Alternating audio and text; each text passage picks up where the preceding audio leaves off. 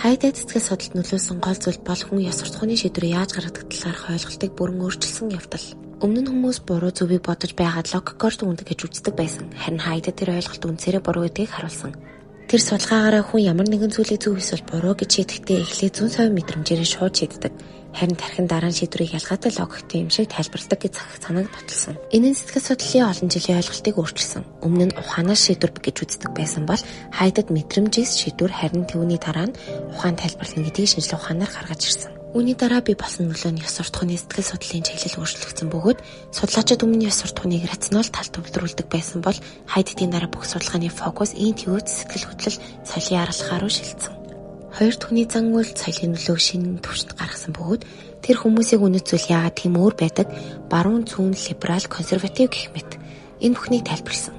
Өмнө нь сэтгэл судлалын нисхийг гэлтгүй орхидог байсан. 3 улс төр нийгмийн зөрчлийн сэтгэл судлал хөгжсөн бөгөөд Хайдадын судалгааг ашиглаад юу биднийг маргалдуулдаг вэ гэдэг шинэ судалгааны чиглэл үүссэн. Ялангуяа хуульшрал бүлэглэлийн зан төлөвийг тайлбарлахад маш том нөлөө үзүүлсэн. Дөрөвт сэтгэл хөдлөл ба шийдвэр гаргалтын судалгааг хүчтэй болгосон. Түүний ажлын дараа олон туршилт судалгаан хүмүүсийн хариу үйлдэлд автомат мэдрэмж ямар үүрэгтэй илүү гүнзгий судалж эхэлсэн. Тавд хүн логиктэй амьтан биш харин логиктэй юм шиг тайлбар өгдөг амьтан гэдэг ойлголт сэтгэл судлалд хэвсэн. Энэ өнөөдөр хүртэл зан үйлийн шинжлэх ухаанд үндсэн зарчим болсон. Тавчхандаа сэтгэл судлал үзүүлсэн нөлөө нь ёс суртахууны шийдвэр гаргалтын ойлголтыг цөөрөөр нь өөрчилсөн. Сэтгэл судлалын үүргийг үндсэн түвшинд гаргасан бөгөөд соёлын ялгааны судалгааг төрүүлж өргөжүүлсэн. Мөн нийгмийн зөрчил туршилтын сэтгэл судлалыг асар хөгжүүлсэн.